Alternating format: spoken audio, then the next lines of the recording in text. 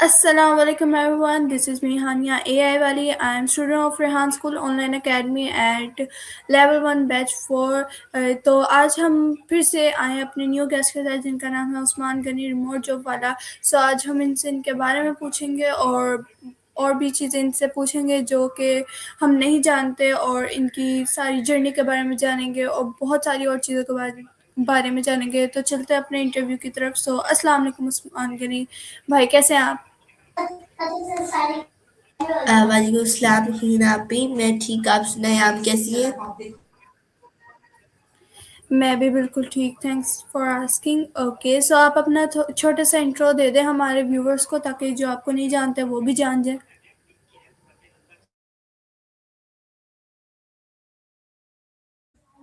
Okay, सो मेरा नाम उस्मान यानी एआई वाला है एंड मुझे रेहान स्कूल में तकरीबन 6 मंथ होने वाले हैं एंड मेरी उम्र 12 साल है एंड उसके अलावा कहता है मैं लेवल 1 का स्टूडेंट हूँ एंड ये मेरा एक छोटा सा इंट्रोडक्शन।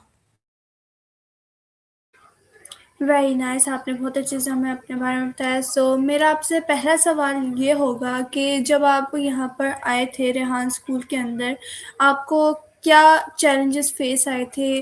क्या चीज़ें आपको पहले से पता थी, क्या नहीं पता थी और उसको करने में आपको कितने दिन लगे थे? कि आपने जल्दी लर्न किया था या फिर अ, धीरे-धीरे से आपने सारा कुछ किया था?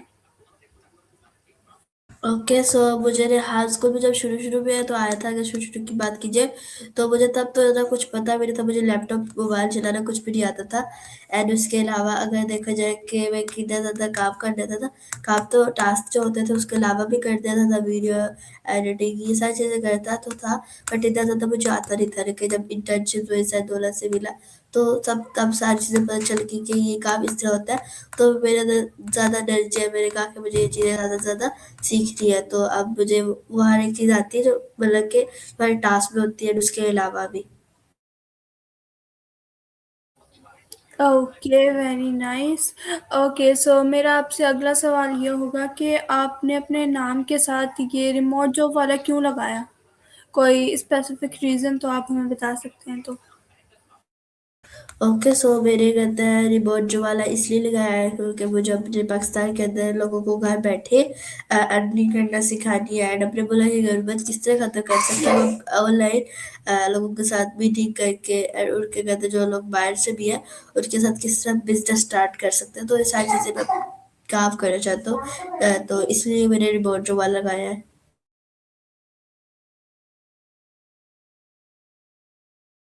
Okay, very nice. तो अब मुझे आप ये बताएँ कि इंटरव्यूज़ करने का हमारा रियल मोटिव क्या है? क्यों हमें ये रेहान स्कूल के अंदर इंटरव्यूज़ करवाए जाते हैं और क्या-क्या इसके हमें फ़ायदे होंगे और कैसे हम लोगों से इंटरैक्ट करेंगे और उनके पास जाएँगे और इंटरव्यूज़ करेंगे, हमें क्या फ़ायदे होंगे? आप थोड़ा-सा हमें इसके बारे में बता दें।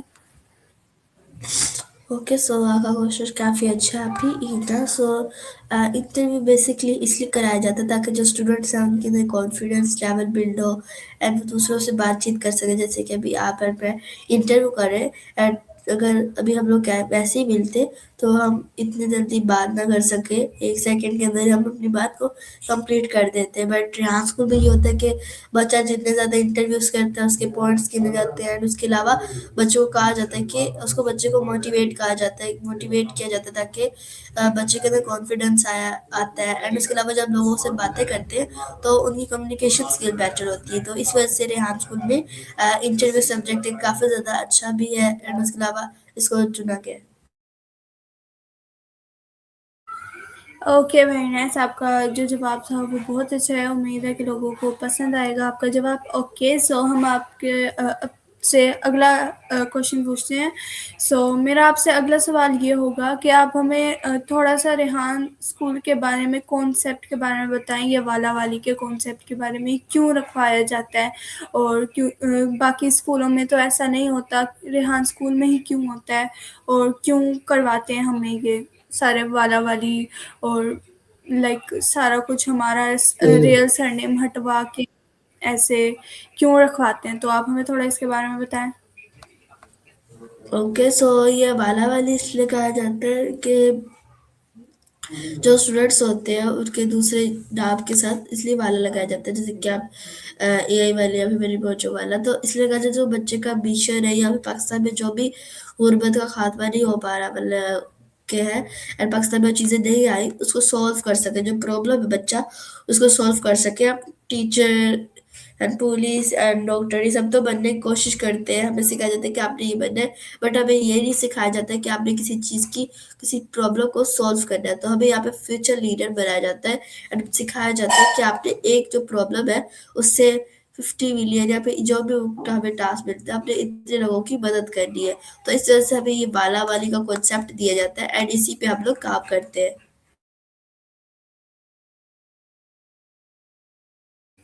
Okay, very nice. ओके, सो मेरा आपसे अगला सवाल ये होगा कि आप हमें बताएँ आपके अंदर जब आप शुरू फर्स्ट डे से लेके अब तक आपके अंदर कितना परसेंट कॉन्फिडेंट, डिसिप्लिन इंक्रीज़ हुआ है?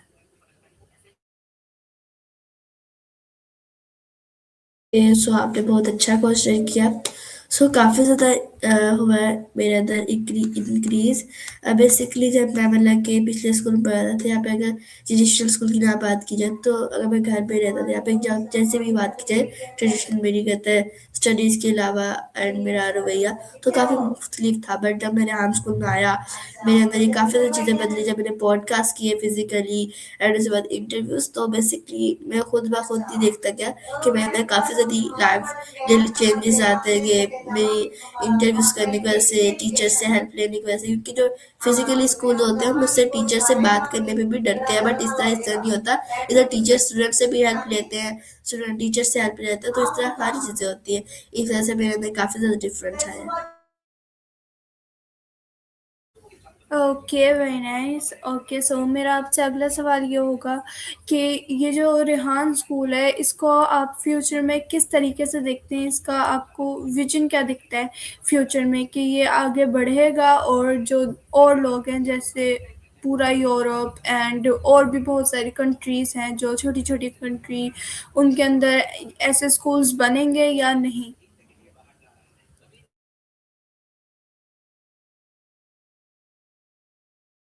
ओके, सो अगर बेसिकली की बात कीजिए तो रिहात स्कूल में काफ़ी चीज़ें बदल रही है एंड तरक्की हो रही है रिहात स्कूल के अंदर पाकिस्तान के अंदर भी। तो मेरे ख्याल है इंशाल्लाह ताला पाकिस्तान जैसे कहते हैं सर आने वाला दुबई में भी अपना स्कूल खोलेंगे एंड पता नहीं बैठ गया जहाँ पे बैकवर्ड में भी उन्होंने अपना स्कूल खोल लिया है। तो इंशाल्लाह ताला जिस तरह रिहात स्कूल आगे बढ़ रहा है इंशाल्लाह ताला रिहात स्कूल की टीम एंड सर रिहान अल्लाह वाला मेरे ख्याल से शायद पूरे पाकिस्तान में पूरी दुनिया पूरे वर्ल्ड में अपना स्कूल खोलेंगे एंड उससे अपने फ्यूचर लीडर बना पाएंगे। एंड मुझे यकीन है कि कहते हैं काफ़ी ज़्यादा स्टूडेंट्स होंगे एंड जिनके ज़रिए हम लोग सब एक जगह से इकट्ठे होके अपने मुल्क की गुर्बत ख़त्म कर सकते हैं। ओके, वेरी नाइस, इंशाल्लाह। ओके, सो आप मेरा आपसे अगला सवाल ये होगा जैसे आपने अभी हमें पहले बताया कि आपने फ़िज़िकल पॉडकास्ट भी किए हैं। तो आप हमें ये बताएँ कि आप पहले इंटरव्यू तो हम लोग लाइक एक ऑनलाइन करते थे, सिर्फ़ फ़ेस टू फ़ेस होता था, हम फ़िज़िकली नहीं होते थे। तो आपका पहले क्या था? कैसे आप फ़ील कर रहे थे जब आपने पहला पॉडकास्ट किया फ़िज़िकली? सो मैंने जब पहला अपना पॉडकास्ट किया फिजिकली तो मुझे काफ़ी ज़्यादा मतलब मुझे काफ़ी ज़्यादा डर लग रहा था कि मेरे कभी किसी के साथ बैठ के इतनी ज़्यादा बात नहीं की हो या फिर किसी की क्या के साथ या फिर क्या समझ ली किसी टीचर्स के साथ। तो मुझे काफ़ी ज़्यादा अजीब भी लगा एंड मेरे अंदर कॉन्फिडेंस भी नहीं था। तो बट जब मेरे 2 से 3 दिन हुए फिर हम रोज़ाना की रूटीन पे पॉडकास्ट करना स्टार्ट कर दिया, मेरी इस बारी आई तो फिर हमारा एक और टास्क आ गया कि आप जो भी क्लाइंट्स वगैरह मतलब कि जितने भी विजिटर्स आएंगे उनके साथ उनको विजिट कराना है, स्कूल का विजिट कराना है और उसके साथ उनके साथ पॉडकास्ट करना है। तो जब इस तरह करते गए फिर हमें मतलब कि हमारी आदत हो गई। तो अब तो डर भी नहीं लगता है, कोई ऐसा चीज़ भी नहीं होती है क्योंकि अब तो इंटरव्यूज़ भी करते हैं सारी चीज़ें, तो कॉन्फिडेंस आ गया एंड जब भी किसी के साथ इंटरव्यू करते हैं पॉडकास्ट तो काफ़ी अच्छा लगता है। तो जब शुरू-शुरू में किया था काफ़ी डर लगता था एंड सो यही। Okay, very nice. Okay, so मेरा आपसे अगला सवाल ये होगा कि आप जैसे आपने अभी बताया हमें कि आपका कॉन्फिडेंट बिल्ड हुआ जब आपने किया, आपको पहले-पहले डर लगा था, तो आप अ, ऐसा एक छोटी-सी लाइक जो कॉमन एडवाइस देती हैं, जैसे बच्चों को आप कुछ कहना चाहें, जो हमारे व्यूअर्स देख रहे हों, उनको कुछ बताना चाहें छोटा-बहुत तो बता दें, फिर हम अपने सवाल कंटिन्यू करते हैं। मैं यही कहना चाहूँगा कि आप लोग अपने पर बिलीव करें, क्योंकि बिलीव ही सबसे बड़ी चीज़ है। जब तक आप अपने पर बिलीव नहीं करेंगे, तब तक आप कामयाब नहीं होगे, चाहे आपको लोग जो भी कुछ कहते रहे। बट जो आपका गोल है, मेन फोकस है, आप मेन फोकस से उस पर काम करेंगे तो चाहे वो जितना भी बड़ा काम है आपका, वो अचीव हो सकता है। चाहे वो आपने कहीं जाना हो, या कोई टास्क हो, या कोई ऐसी चीज़, तो वो कंप्लीट हो सकती है। बट अगर आप गोल अप पे अचीव कर रहे हो, मतलब कि आप उस पे कर जो कि आपको यकीन होगा कि आप ये कर सकते हो, अपने बस ऊपर यकीन रखो, ना कि आप ये दूसरों की तरफ देख के कि दूसरे आपको कहते रहे एंड आप पालो कि हाँ यार मैं ये कर ही नहीं सकता। अपने ऊपर फोकस से यकीन रखो एंड अपने ऊपर समझो कि आप कर सकते हो ये। तो मैं यही एडवाइस देना चाहूँगा, एक छोटी सी। Okay, thank you so much, very nice. Okay, so आप मुझे 1 मिनट दें, मैं अपना चार्जिंग पे लगा लूँ, फिर मैं कंटिन्यू करती हूँ। ठीक है, आपने बात।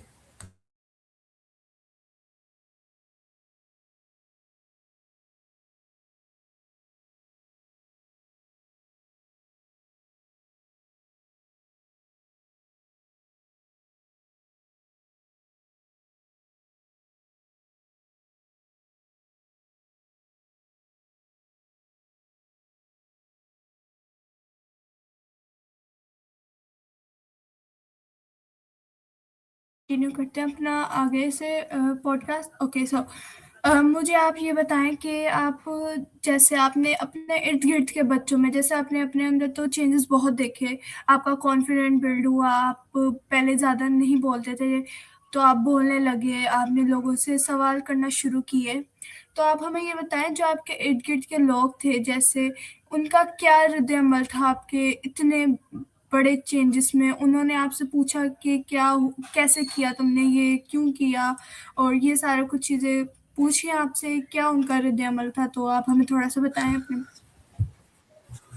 ओके, सो मेरे पेरेंट्स का सबसे पहले थैंक यू कहना चाहूँगी कि उन्होंने, उनका सबसे ज़्यादा मेरे पे सपोर्ट था कि उन्होंने मुझे रेहान स्कूल में जॉइन करवाया एंड ये सारी चीज़ें। एंड अगर करते हैं बाकी लोग की जाए बात, सो वो सब सोचते थे कि आप अपना टाइम वेस्ट कर रहे हो, क्योंकि हर किसी को पहले पहले तो यही लगा कि था कि अपना टाइम वेस्ट कर रहा हूँ, ये सारी फिजूल की चीज़ें होती है। बट जब मैंने थोड़ा काम करना स्टार्ट किया, ये सारी चीज़ें की, तो तब काफ़ी को डिफरेंस लगा, उनको लगा मैं ठीक काम कर रहा हूँ।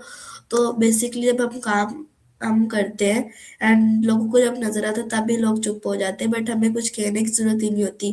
तो जब शुरू-शुरू में तो काम स्टार्ट किया था, तब तो हर कोई कहता था कि आप गलत काम कर रहे हो, आप ये सही स्टैक पे नहीं जा रहे, आप ट्रेडिशनल स्कूल दोबारा जॉइन करो। बट मेरे पेरेंट्स थे जिन्होंने कहा था कि आप अपने गोल पे फोकस करो एंड ये सारी चीज़ें करो।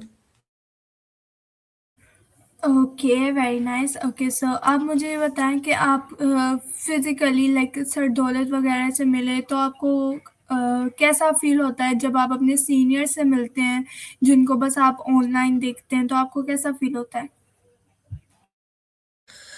ओके, तो काफ़ी अच्छा फ़ील होता है कि सबसे पहले तो कहते हैं मैं अपने सीनियर्स को पहले भी मिला हूँ, बट जब उनसे कोई काम सीखते हैं एंड जब उनसे कुछ चीज़ सीखते हैं तो कुछ अलग ही फ़ील होता है। जैसे कि मिस हिना है, तो उनको मैं फिज़िकली भी काफ़ी दफ़ा मिला हूँ, बट जब मेरे हाथ स्कूल ऑनलाइन अकेडमी में मतलब कि यहाँ पे मेरा शिफ्ट हुआ, मतलब कि अकेडमी में जॉइनिंग हुई, अ, तो तब पता नहीं था कि मिस हिना मुझे कहता है असिस्ट करेंगी, मतलब कि हमारी वो फैसिलिटेटर होएँगी। तो जब पता चला काफ़ी अच्छा हुआ, जैसे कि मिस फबा, तो उनके बारे में भी नहीं पता था, तो वो भी मिली थी, बट उनके बारे में पता नहीं था कि कहता है वो भी हमारी फैसिलिटेटर रहेंगी फाउंडेशन लेवल की। तो इसी तरह जब भी कोई फैसिलिटेटर को हम जानते हैं या फिर नहीं जानते, तो हमें अच्छा लगता है कि हमें उनके बारे में पता चलता है, उनको हमारे बारे में पता चलता है, तो यही। Okay, very nice. Okay, so अब आप मुझे ये बताएँ कि आपको अपने फैसिलिटेटर जो पहले थीं आपके पहले फैसिलिटेटर उनमें और लाइक जो अभी आपने कहा मिस हिना, उनमें आपको क्या ऐसी चेंजेस दिखती है, क्या ऐसी चीज़ दिखती है जिसमें आप अट्रैक्ट होते हैं और आप चाहते हैं कि हम इन्हीं से काम करें और इन्हीं से सीखें? ओके, अगर दोनों टीचर्स की बात की जाए तो दोनों बेसिकली एक ही जैसी हैं, बट वो ज़रा कहते हैं डिफरेंस पढ़ाती हैं वो भी। तो मतलब ये नहीं कह सकता कि मैम वो गलत पढ़ाती हैं या फिर वो ठीक पढ़ाती है, बट दोनों ही मैम काफ़ी अच्छा पढ़ाती है, काफ़ी अच्छा असिस्ट करती है। एंड वैसे कहता है जो मिस फबा थी वो ज़्यादा फ्रेंडली भी है, मिस वीना भी है। एंड अगर डिफरेंस की बात की जाए तो ज़्यादा मिस कहता है हिना पे भी काफ़ी ज़्यादा अट्रैक्टिव होता है कि वो हमसे फ्रेंडली बात भी करते हैं एंड हमारे हर एक प्रॉब्लम को सॉल्व भी करते हैं। एंड इसी तरह हर एक काम जो भी टीचर्स होते हैं वो सारे करते हैं। बट ये अलग अलग स्टूडेंट्स का होता है कि स्टूडेंट्स को कौन से फैसिलिटेटर पसंद है। सो मुझे तो अभी तक दोनों ही टीचर्स पसंद है, क्योंकि अभी तक जितना मैंने अभी मतलब देखा है एंड इन सभी चीज़ें सीखा है। सो मेरे मुताबिक अभी हर एक टीचर ही अभी तक बेहतर जा रहा है।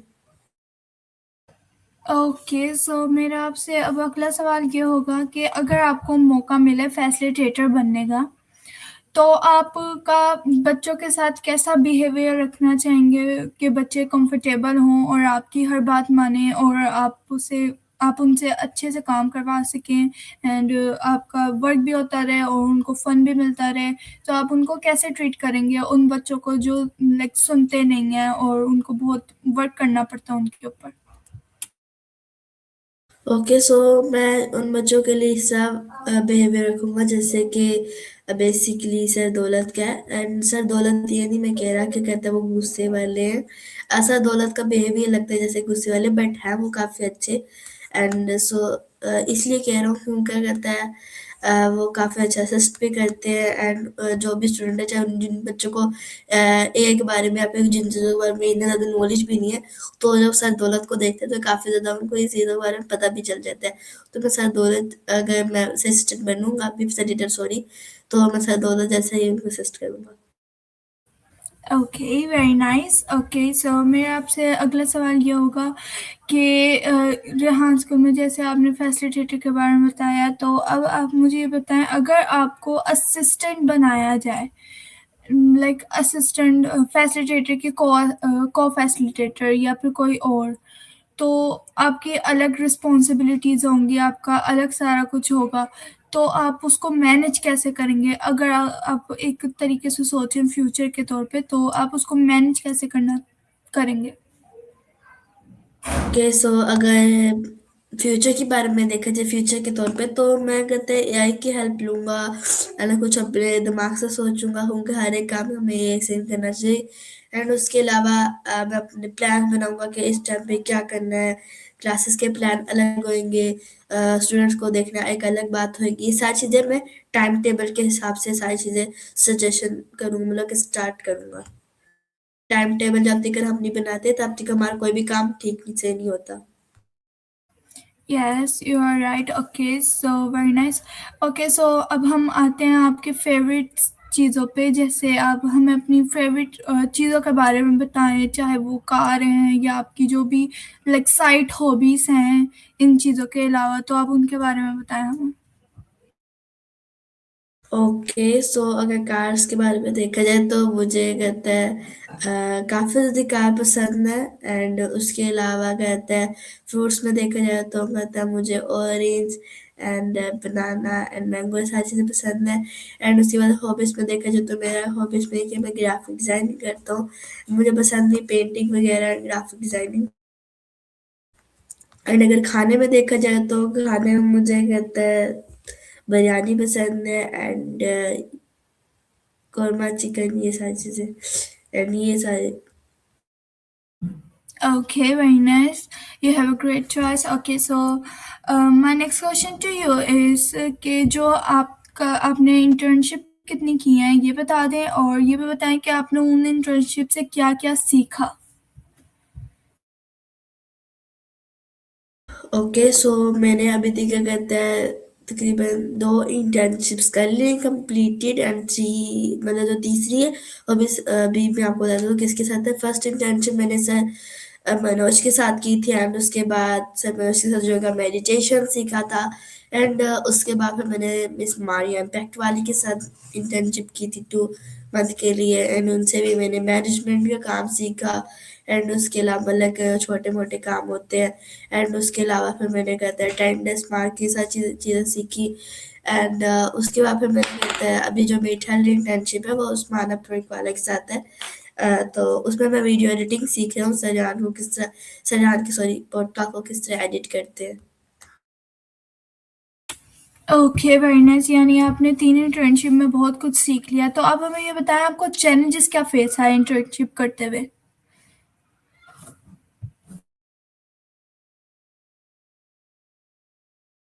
ओके, सो सबसे पहले जब भी मैं कोई इंटर्नशिप करता था तो मुझे अभी किसी भी सब्जेक्ट के बारे में या फिर कोई इतने टास्क के बारे में पता नहीं था। जैसे कि मेरे योगा मेडिटेशन के बारे में इतना पता नहीं था, क्लासेस में आए पता था कि क्लासेस में काफ़ी अच्छा परफॉर्म करता था, एंड उसमें योगा मेडिटेशन भी अच्छा कर लेता था। बट जैसे कि आपको पता है कि इंटर्नशिप में एक अलग चीज़ होती है। काफ़ी ज़्यादा स्टूडेंट्स होते हैं एंड उनके साथ इंटर्नशिप करना सारों के साथ मिलके, तो काफ़ी काफ़ी अजीब लगता था, लेकिन अब नहीं लगता। एंड उसके अलावा जब वीडियो एडिटिंग सीखी थी तो मुझे काफ़ी ज़्यादा प्रॉब्लम्स का फेस करना पड़ा। वीडियो को एक्सपोर्ट किस तरह करना है, कभी कभार तो मेरे से डाउनलोड भी नहीं हो पाती थी क्योंकि फाइल में मुझे पता ही नहीं था कौन सी फाइल में डालनी है, क्योंकि तब तक का मेरा नया नया यूज़र लैपटॉप था और उसको मुझे यूज़ भी नहीं करना आता था इतना ज़्यादा। बट जब मैंने ये सारी चीज़ें सीखी और मुझे अब काफ़ी ज़्यादा आसान लगती है सारी चीज़ें। ओके, सो आप हमें बताएँ आप कोडिंग टास्क करते हैं, तो आपको कोडिंग्स में क्या चैलेंजेस आते हैं विद एआई? क्योंकि एआई आपकी चीज़ों को आसान कर देता है और फिर भी आपके क्या चैलेंजेस आते हैं, आप हमें बताएँ? ओके, सो आपको पता ही होगा कि कोडिंग के बारे में तो मैं अभी आपसे ही पता करता हूँ सारी चीज़ें। तो उस कोडिंग के मतलब के लिहाज से अगर देखा जाए तो मैं जब भी कोडिंग का कोई एसक्यूएल कोड डालता हूँ तो उसमें मुझे सबसे ज़्यादा तंगी होती है कि जब एसक्यूएल कोड डालता हूँ पीएचपी बाय एडमिन पे तो हर बार ही एरर देता है। शुक्र है कि आज उसने एरर नहीं दिया, एंड मेरा एक तो टास्क बन ही गया था और पीछे से सर्वर भी एरर आ गया। तो एंड उसके बाद फिर इस रात जितने भी एरर आते हैं मुझे एसक्यूएल पे ही आते जाता है। एंड अगर जब शुरू-शुरू में मैंने कोडिंग की सेकंड बुक की थी स्टार्ट, तो उसमें मुझे लगता है फाइल्स के बारे में नहीं पता, फाइल्स किधर अपलोड करनी है नेट टू एफटीपी पे, तब भी मुझे काफ़ी ज़्यादा प्रॉब्लम फेस करनी पड़ी। बट आपने मुझे बताया एंड थोड़ा बहुत गाइड किया, तो तब मुझे पता चल गया कि कहते हैं इस तरह ये सारी फाइल्स अपलोड्स करते हैं एंड उसके अलावा ये सारी चीज़ें। ओके, सो आपने जैसे अभी हमें कोडिंग के बारे में बताया, इंटर्नशिप्स के बारे में बताया, अब आप हमें अपने बारे में और भी बताएँ, आपको लाइक फ्री टाइम में आपको करने का क्या शौक है? आप क्या चीज़ें करते हैं? फ्री टाइम में रेस्ट करते हैं या फिर आपको कुछ ना कुछ करना होता है क्रिएटिव? ओके, सो मैं फ्री टाइम में 3D ऑटोमेशन करता हूँ, मतलब क्या बताऊँ कि जो आप कार्टून्स देखते हो उसको मैं डिज़ाइन करता हूँ एंड उनको क्रिएट करता हूँ एंड उसको मैं अपने यूट्यूब जो नया चैनल है उस पर अपलोडेड करता हूँ। एंड उसके अलावा फिर मैं करता है थोड़ी सी वीडियो एडिटिंग कर लेता हूँ वैसी अपनी खुद की, तो ये सारा कुछ करता हूँ। ओके, सो रेहान स्कूल में वैसे भी बहुत सारे टैलेंटेड बच्चे हैं क्योंकि मैंने एक बच्चा था उसके साथ इंटरव्यू किया था, वो मिमिक्री करता था लाइक ओगी कार्टून की। उसने बहुत सारे और उसको लाइक मिला भी था, ऑफर भी हुआ था कि उसको लाइक पूरा बन जाएगा कार्टून तब उसको लेंगे, लेकिन अब फिर उससे राब्ता नहीं हो पाता। लेकिन वो उस बच्चे ने लाइक टैलेंट था उसका, सो आपके पास भी बहुत अच्छा टैलेंट है। ओके, सो आप हमें कोई लास्ट एडवाइस देना चाहें तो दे दें, फिर हम लोग एंड करते हैं। Okay, thank you very much. So सबसे पहले तो हिना एआई वाले आप ही, आपने इतने अच्छे पॉडकास्ट में इनवाइट किया एंड इतने अच्छे अच्छे क्वेश्चंस पूछे।